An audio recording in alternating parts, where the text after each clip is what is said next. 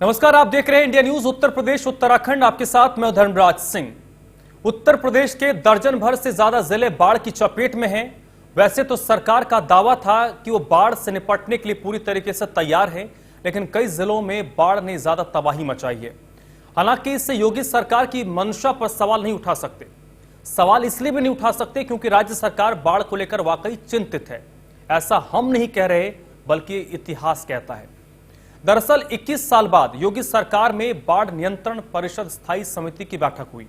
अब आप अंदाजा लगा सकते हैं कि पिछली सरकारें प्रदेश में बाढ़ के लिए कितना संजीदा रही होंगी। सरकारें बाढ़ नियंत्रण को लेकर कितना संजीदा रही होंगी, उससे आप ऐसे भी देख सकते हैं कि अभी तक बाढ़ की 189 योजनाएं अधूरी हैं। खैर, योगी सरकार ने बाढ़ के प्रति अपनी संजीदगी दिखाई, कोशिश की, लेकिन कुदरत पर एतबार किसका है। बाढ़ नियंत्रण के लिए राज्य सरकार की तैयारियां नाकाफी साबित हुई। गोंडा, बहराइच, लखीमपुर खीरी, मिर्जापुर सहित दर्जन भर जिले बाढ़ की चपेट में हैं। आलम यह था कि तराई क्षेत्रों के लोगों को घर बार छोड़कर पलायन करना पड़ा। बहरहाल, बाढ़ के प्रकोप के अब आंकड़ों की चालबाजी से होगी। नफा नुकसान का आकलन होगा, कुछ मुआवजे बांटे जाएंगे, लेकिन किसानों का दुख दर्द उसी तरीके से बरकरार रहेगा। हमारे साथ आज इस मुद्दे पर बातचीत करने के लिए उत्तर प्रदेश सरकार के सिंचाई मंत्री धर्मपाल सिंह जी मौजूद हैं। धर्मपाल सिंह जी, स्वागत है आपका सबसे पहले इंडिया न्यूज पर। मेरा पहला सवाल आपसे, क्योंकि अभी बाढ़ की विभीषिका हम देख रहे हैं, बाढ़ से कई उत्तर प्रदेश के जिले चपेट में हैं। शुरुआत उसी सवाल से, बाढ़ मैनेजमेंट को लेकर जो तैयारियां आप लोगों की गई थी, क्या वो ग्राउंड पर वाकई माकूल नजर आ रही है? ऐसे है, उत्तर प्रदेश में तराई व पूर्वांचल क्षेत्र जिले की बाढ़ की चपेट में जरूर है। यहाँ शारदा, घाघरा, रोहन, राप्ती, गंडक इत्यादि नदियां तबाही मचाती हैं। लेकिन इस बार हमने उत्तर प्रदेश में माननीय योगी सरकार ने पूरी तरीके से प्रबंध कर लिए। कहीं कोई कठिनाई ना आ रही है। आज मात्र सभी नदियां इस तरह पलिया कला में ये जो शारदा नदी है वो भी अब खतरे के निशान से मात्र 84 मिलीमीटर ऊपर है। बाकी सारी नदियां, चाहे घाघरा हो, सरयू हो, गंडक हो, ये सब नदियां अभी सामान्य स्तर पर हैं, ये कोई बढ़ नहीं रही हैं। योगी सरकार ने 45 बाढ़ केंद्र स्थापित कर लिए। लखनऊ में एक बाढ़ केंद्र स्थापित हुआ है जो पूरे प्रदेश की सूचनाएं देने का काम करेगा, और हर रोज 2 बजे के बाद बाढ़ बुलेटिन हम जारी करते हैं और ये भी संदेश देने का काम करते हैं कि कहीं कोई नदी खतरे में है तो सावधान हो जाएं। खतरे से बचाने के लिए पूरी तरीके से प्रबंध कर लिए गए। सारे तटबंध और ये सब सुरक्षित है। मैं आपको एक बात और बताना चाहता हूँ। आज वो लोग बाढ़ के बारे में ज्यादा शोर कर रहे हैं जो सरकार में पिछली बार थे। एक उदाहरण के तौर पर, जब माननीय अखिलेश यादव मुख्यमंत्री थे 2017 में 16 में, तो 30 mm बरसात हुई थी। तो बाढ़ में आयलगंज चरसरी बांध बह गया, बलिया का बह गया, सिद्धार्थनगर में हो गया। और अभी ये मैं 15 जुलाई की बात बता रहा हूं आपको। अभी 15 जुलाई 2017 में अभी समीक्षा हमने की है। इस समय माननीय योगी आदित्यनाथ मुख्यमंत्री हैं।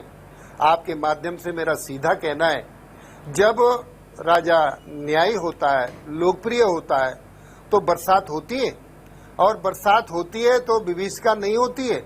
238 mm बरसात होती है तो कोई बांध नहीं बहा, कहीं खेती में किसानों को नुकसान नहीं हुआ। जब माननीय अखिलेश यादव मुख्यमंत्री थे तो 230 mm बरसात होती है, तो मैंने जो बांध के नाम बताए वो बह गए। और इस समय योगी सरकार में 15 जुलाई तक 238 mm बरसात हुई है, कहीं कोई कठिनाई नहीं आई है।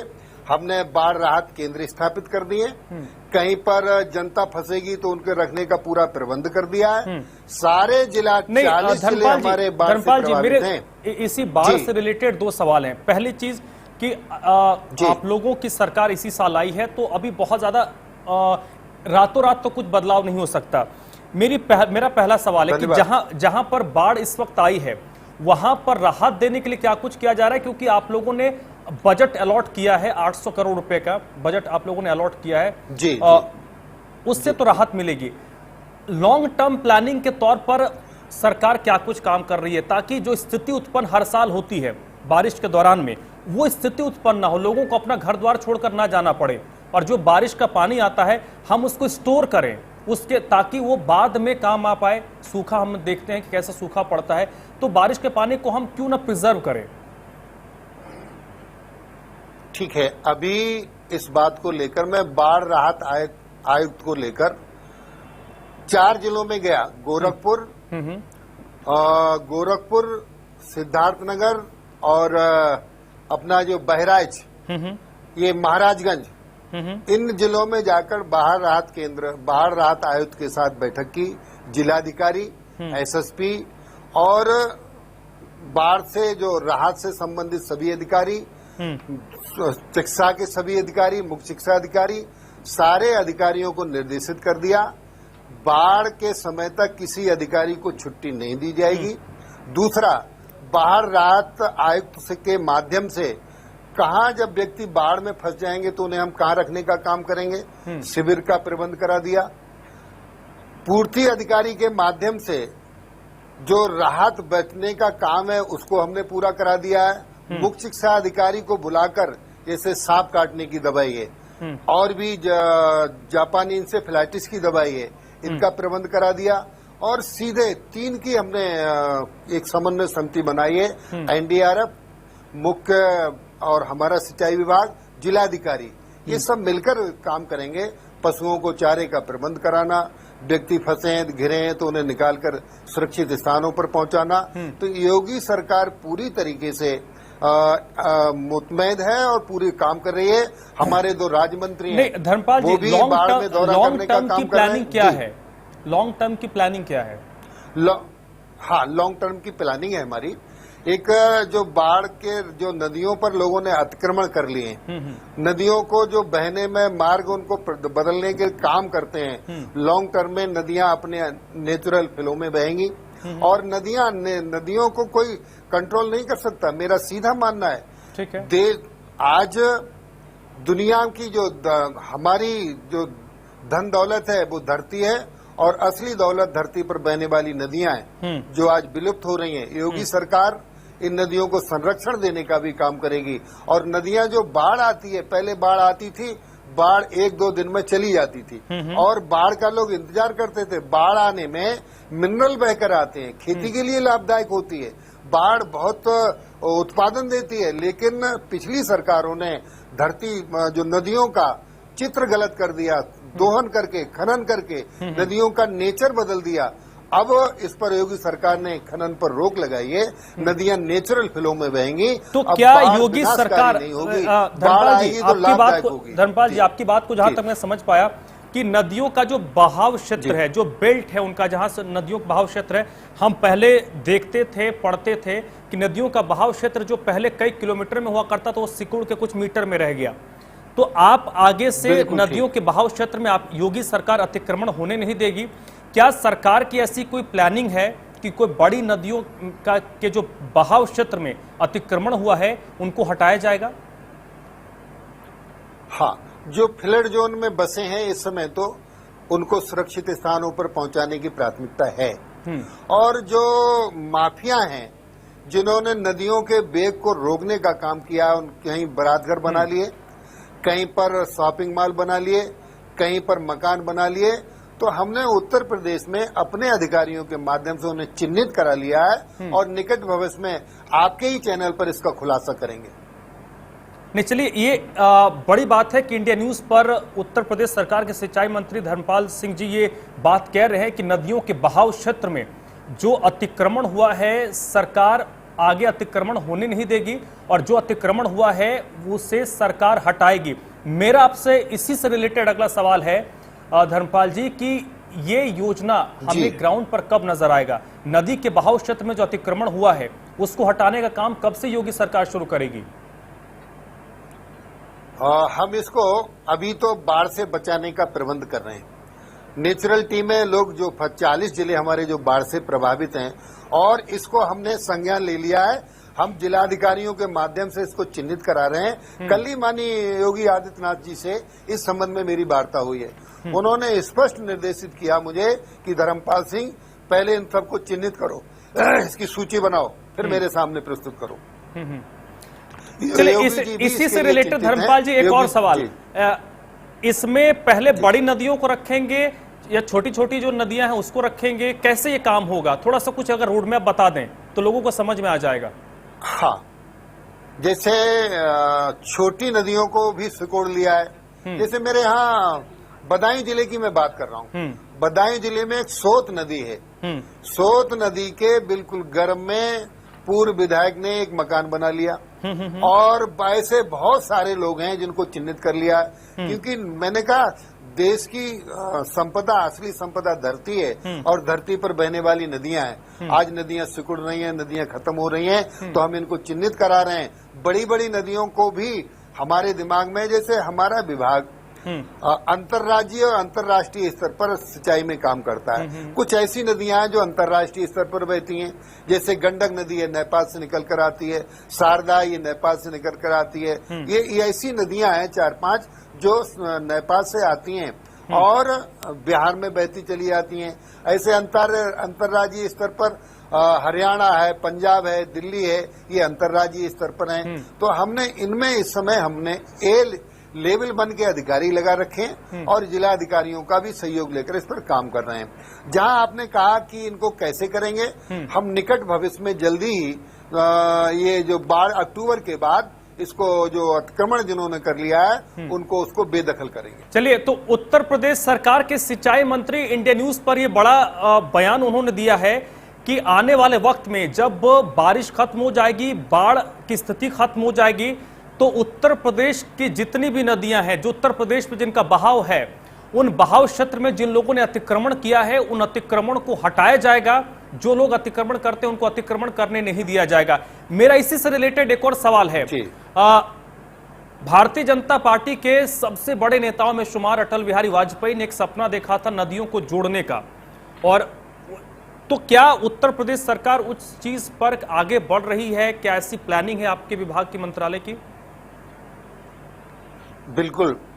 माननीय प्रधानमंत्री, आपने अटल बिहारी वाजपेयी का नाम लिया, और माननीय प्रधानमंत्री नरेंद्र मोदी जी का उत्तर प्रदेश में ये बुंदेलखंड से नदियों को जोड़ने का काम सिंचाई विभाग माननीय मोदी जी की प्राथमिकता का विभाग है। वन ड्रॉप मोर क्रॉप सिंचाई प्रधानमंत्री योजना, ये मोदी जी के सपनों के अनुसार उत्तर प्रदेश बने, ऐसा योगी सरकार काम कर रही है। अभी हमने केन बेतवा 2 नदियों को जोड़ने का काम किया है। इसमें केन जो नदी है और बेतवा नदी है, दोनों बुंदेलखंड में जुड़ेंगी, और इसके लिए लगभग पूरी कवायद कर ली गई है। दोनों इस पे पूरा भारत सरकार का रुपया लगा है, और ये मध्य प्रदेश को भी लाभदायक होगी और उत्तर प्रदेश को भी लाभदायक होगी। तो हम नदियों से नदियों को जोड़ने का काम कर रहे हैं, और शुरुआत हो गई है। और तो इसकी शुरुआत क्या बुंदेलखंड रीजन से होगी? क्योंकि ये एक बहुत बड़ा इशू था चुनाव से पहले। हाँ, केन बेतवा लिंक पूरा हो गया है, बुंदेलखंड से इसकी शुरुआत कर रहे हैं। इसके बुंदेलखंड क्षेत्र से शुरुआत होगी। माननीय प्रधानमंत्री जी को मैं आपके माध्यम से बधाई देना चाहूंगा। उत्तर प्रदेश के लिए उन्होंने बहुत बड़ी सुविधा देने का काम किया है। मैं उनका बहुत बहुत आभारी हूँ इसके लिए। नहीं, अब इसी से रिलेटेड, क्योंकि सिंचाई मंत्रालय भी आप देखते हैं, किसानों की एक बहुत बड़ी जो दिक्कत है वो सिंचाई को लेकर है। किसान कितने भी मेहनत कर ले, अगर उनको पानी नहीं मिलेगा, सिंचाई की व्यवस्था नहीं हो पाएगी, तो किसान का फसल मर जाएगा। किसान के लिए हार्ट बीट कह सकते हैं सिंचाई की व्यवस्था है। जो नहर तो उत्तर प्रदेश में बहुत बने हुए हैं, लेकिन ये शिकायत होती है धर्मपाल जी कि नहरों में पानी नहीं आता। एक बड़ी वजह ये भी बताया जाता है कि कई लोगों ने तो नहरों में बाकायदा अतिक्रमण करके घर बना लिया है। कई लोग तो ऐसे भी हैं जिन्होंने नहरों में खेती शुरू कर दी है। तो इस व्यवस्था से योगी सरकार कैसे पार पाएगी? इन चीजों को कैसे रोकेगी? निश्चित रूप से हम आपने जो पहले कहा था उसी को रिलेटेड में जोड़ते हुए आपसे बात कहना चाहता हूं। देखिए, कृषि इस देश की अर्थव्यवस्था है। कृषि प्रभावित होती है तो अर्थव्यवस्था प्रभावित होती है। कृषि में सिंचाई का विशेष योगदान है। सिंचेन समृद्धि भक्ति, सिंचाई से समृद्धि आती है। और निश्चित रूप से मेरा सीधा मानना है, जब किसान हंसता है तो पूरा प्रदेश हंसता है, और किसान रोता है तो पूरा प्रदेश रोता है। आज उत्तर प्रदेश का किसान अब आत्महत्या नहीं करेगा, उत्तर प्रदेश का किसान रोएगा नहीं, क्योंकि माननीय योगी जी ने पहले ही कैबिनेट में किसान का 1 लाख रुपए का कर्जा माफ कर दिया। माननीय प्रधानमंत्री नरेंद्र मोदी जी ने उत्तर प्रदेश के किसानों को बहुत बड़ा सहयोग देने का काम किया है। आज one drop more crop, micro irrigation, जो ड्रिप स्प्रिंकलर, इसमें पहले 60% का अनुदान था, 40% केंद्र का था, 20% उत्तर प्रदेश का था। और अब योगी सरकार ने मोदी जी की भावनाओं का सम्मान करते हुए 90% अनुदान किसानों को दे रहे हैं, जो सीमांत और लघु सीमांत किसान हैं, और 80% अनुदान सभी किसानों को दे रहे हैं। अब किसान ये माइक्रो इरिगेशन करेगा, ड्रिप स्प्रिंकलर लगाएगा।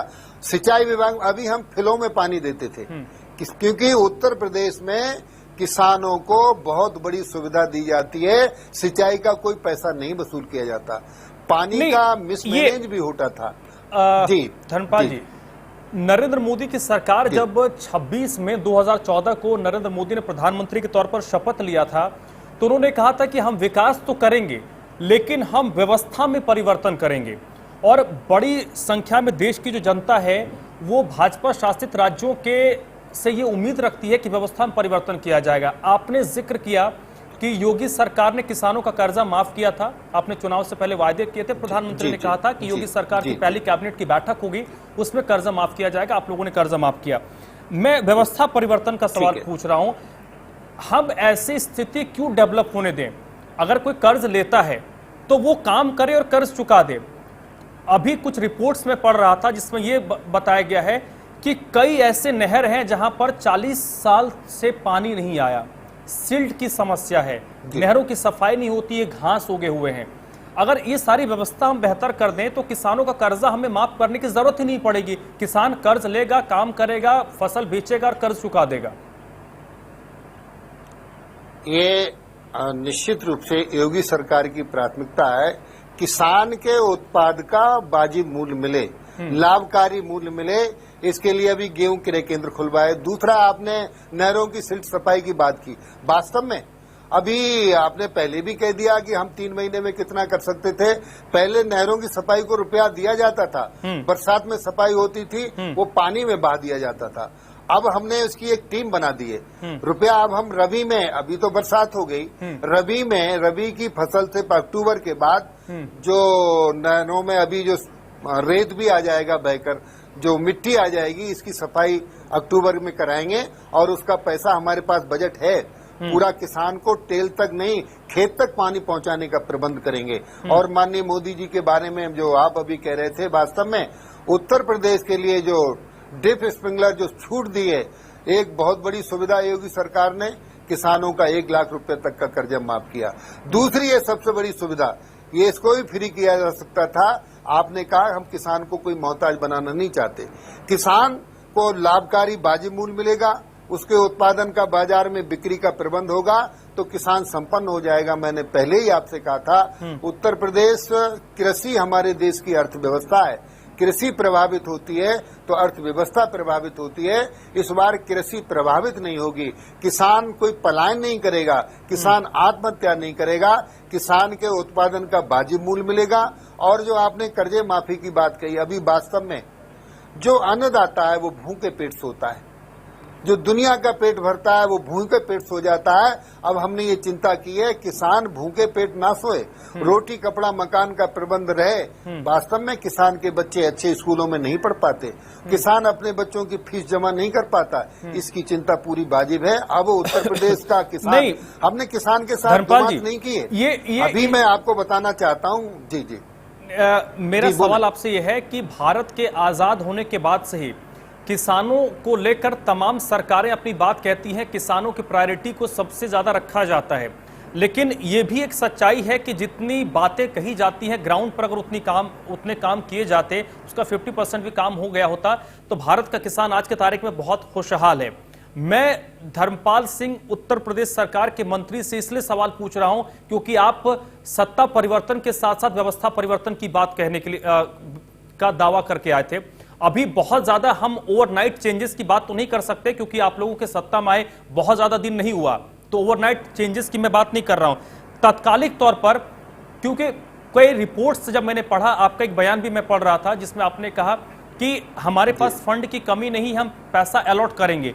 लेकिन सर वहीं पर कुछ अधिकारियों की लापरवाही सामने आती है कि जब उनसे सिल्ट को लेकर सवाल पूछा गया, जब उनसे पूछा गया कि नहरों की सफाई कब हुई है, नहर में 40 साल से 20 साल से पानी नहीं आया, तो उनके पास डाटा नहीं है जो ये बता पाए कि कहां की क्या स्थिति है। तो सर इस स्थिति के बाद हम कैसे उम्मीद करें कि जब तक उस व्यवस्था को नहीं परिवर्तन किया जाएगा कि तब तक किसानों का कुछ बेहतरी हो? व्यवस्था में परिवर्तन करना हमारा पहला काम है। जनता ने हमें चुन के ही इसलिए भेजा कि हम परिवर्तन नहीं परावर्तन करेंगे। परिवर्तन तो छोटी छोटी चीजों का होता है, परावर्तन आमूलचूल होता है। तो सत्ता की व्यवस्था में योगी सरकार परावर्तन करेगी। आपको मैं उदाहरण के लिए बताना चाहता हूं, गोमती रिवर फ्रंट जहां करोड़ों का घोटाला हुआ, उसकी माननीय योगी आदित्यनाथ जी ने, मुख्यमंत्री जी ने जांच सीबीआई को दे दी। हमने 8 अधिकारियों के खिलाफ थाने में रिपोर्ट दर्ज करा दी और कार्रवाई हो रही है। हम आज आपको एक और खुलासा करना चाहते हैं जी। जो शंका है हमारी, जो अधिकारी सिंचाई विभाग में 50 साल से ऊपर काम कर चुके, उम्र 50 साल से ज्यादा हो गई है, और जिन्होंने भ्रष्टाचार के, इन पर कई जांचें चल रही हैं, ऐसे अधिकारियों को हम घर बैठाने का भी काम करेंगे। ये व्यवस्था परिवर्तन है। तो ये कब से होगा सर? अब हमारी प्लानिंग में है। अभी हम जुम्मा अभी हमें 4 महीने पूरे होने जा रहे हैं। 4 महीने में हम पिछले साल, देखिए आप प्रश्न अच्छे कर रहे हो। मैं किसान पृष्ठभूमि से आता हूं, इसलिए मेरे मन के प्रश्न आपने किए हैं। वास्तव में किसान हमारी पहचान है, किसान हमारी शान है। हम उत्तर प्रदेश के किसान को अब आत्महत्या नहीं करने देंगे। उत्तर प्रदेश के किसान को बुंदेलखंड से पलायन भी नहीं करने देंगे। उत्तर प्रदेश का किसान का जो उत्पादन है वो बाजार में बिके। मैं एक उदाहरण के तौर पर बताना चाहता हूँ, योगी जी कितने चिंतित हैं। आलू का क्रय के, आलू नहीं खरीदे जाते थे, गेहूं के हम क्रय केंद्र लगाते थे, धान के तौल केंद्र लगाते थे। आलू का क्रय केंद्र लगवाया है, तौल केंद्र खुलवाए। ऐसे ही योगी सरकार की प्राथमिकता और चिंता है कि किसान का उत्पादन वाजिब मूल्य में बिके, किसान के चेहरे खिलें, किसान के बच्चे भी आगे जाकर पढ़ें लिखें।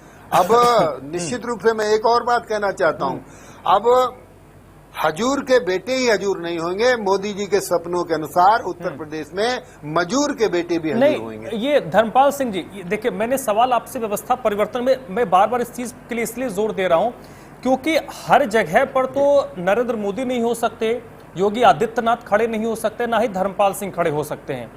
आपके अधिकारी खड़े होंगे जो काम करवाएंगे। आप लोग जो नियम बनाएंगे उन नियम को अधिकारी ग्राउंड पर इंप्लीमेंट करवाएंगे। तो मेरा सवाल वही है कि दावे तो हर सरकार करती है, आप लोगों ने भी किया, आप लोग इच्छा शक्ति दिखा रहे हैं, लेकिन अधिकारियों को भी तो सुधरना होगा, उनको भी तो सुधारना होगा। कम से कम उनसे जब सवाल पूछा जाए किसी चीज को लेकर तो उनके पास फिगर तो होना चाहिए। आप ब्यूरोक्रेसी की बात में काम कर रहे हैं। मैं एक उदाहरण के तौर पर बताना चाहता हूं। ब्यूरोक्रेट अपने शासक के अनुसार काम करता है। मैं जो डीजीपी पूर्व के उठकर काम नहीं करते थे, उन्होंने योगी जी के मुख्यमंत्री बनने पर बूचड़खाने, जो यांत्रिक बूचड़खाने थे, एनजीटी ने जो चिन्हित किए थे, उन्हें बंद कराने का काम किया। जो भूमाफिया समाजवादी पार्टी की सरकार में कब्जे कर रहे थे, पुलिस वाले बोलते नहीं थे, उसी पुलिस ने समाजवादी पार्टी के भूमाफियों के कब्जे छुड़वाने का काम किया। एंटी रोमियो का गठन अभी योगी सरकार ने किया। तो शासक के अनुसार प्रशासन काम करता है। अब प्रशासन ने अपनी मंशा बदल दी है। आपको सितंबर से आमूल चूल परावर्तन दिखाई दे जाएगा, क्योंकि अभी अधिकारी वही बैठे हैं, धीरे धीरे चेंज कर रहे हैं। एक बार में माननीय योगी जी चेंज कर देंगे तो कहेंगे साहब बदले की भावना से काम कर रहे हो। आप लोग भी तो कभी कभी मदद नहीं करते हो, हमें आपसे भी मदद की आवश्यकता है। हम लोग कभी कभी आप जाति विशेष के खिलाफ काम कर रहे हो जी। नहीं, हम लोग नहीं करते सर। नहीं, आपसे अपने मन की बात कह रहा हूं मैं कि भाई नहीं, बिल्कुल मन की बात कीजिए, इसलिए मैं आपको पूरा बोलने का मौका दे रहा हूं। कानपुर में जैसे आपने अच्छी बात कही, कानपुर में हमारी नहर की जमीन पर एक कॉलोनी बसी खड़ी है। अब हम उस कॉलोनी को उजाड़ेंगे तो आप कहोगे गरीबों को उजाड़ दिया, और हटाएंगे नहीं तो फिर कहोगे साहब कब्जे नहीं हटा रहे। उसका एक रास्ता निकालेंगे, उन गरीबों को उजाड़ेंगे नहीं, क्योंकि वहां अब खेती नहीं हो रही, वो लोग सड़कें बना ली रही नहीं। तो मानिए हमने योगी जी से बात कर ली है। धर्मपाल जी, आपने जो बात, आपने जो उदाहरण दिया, एक मिनट पूरा बोलिए। इसको अब हम ये करेंगे, इसको हम ये करेंगे, राजस्व की बढ़ोतरी होगी, उनको तो बाजे हक दे देंगे। जो वो तैयार है गरीब लोग कि साहब हमसे जुर्माना भी ले लो और हमसे जो सर्किल रेट है उसका दाम भी ले लो। तो हम उनसे जुर्माना के वसूल में जुर्माना भी वसूल करेंगे और उन्हें मालिकाना हक भी देंगे। चलिए, ये हम करेंगे बिल्कुल। और आपने जो कहा, यहाँ पे मैं थोड़ा सा ऐड कर देता हूं कि अगर आप सीधा हटाने के लिए पहुंच जाएंगे तो सवाल खड़े होंगे, अगर आप नोटिस देंगे, उनको कहीं और बसाएंगे तो सवाल लोग नहीं खड़े करेंगे। खैर, धर्मपाल जी, बहुत बहुत शुक्रिया आपका इंडिया न्यूज से बातचीत करने के लिए। उत्तर प्रदेश सरकार के सिंचाई मंत्री धर्मपाल सिंह, जिन्होंने बेबाकी से अपनी बात रखी है और 2-3 इंपॉर्टेंट बात इन्होंने कही है, जिसको मैं आखिर में जरूर बोलना चाहूंगा। एक बड़ी बात जिन्होंने एक इंफॉर्मेशन इंडिया न्यूज से शेयर की है कि आने वाले वक्त में जो बाढ़ की विभीषिका हम देखते हैं, उसकी एक बड़ी वजह यह रहती है कि बाढ़ नदियों के जो प्रभाव क्षेत्र हैं वहां पर लोगों ने अतिक्रमण कर रखा है। तो आगे तो अतिक्रमण नहीं करने दिया जाएगा, और जिन लोगों ने अतिक्रमण किया है उनको वहां से हटाया जाएगा। किसानों को लेकर सिंचाई की व्यवस्था बेहतर की जाएगी। फंड सरकार के पास है, उन फंड्स को सरकार आने वाले वक्त में यूज करेगी, यह भरोसा दिया गया है। साथ ही साथ व्यवस्था में परिवर्तन किया जाएगा। तो फिलहाल हमारे इस खास पेशकश में सुनो यूपी में भी बस इतना ही।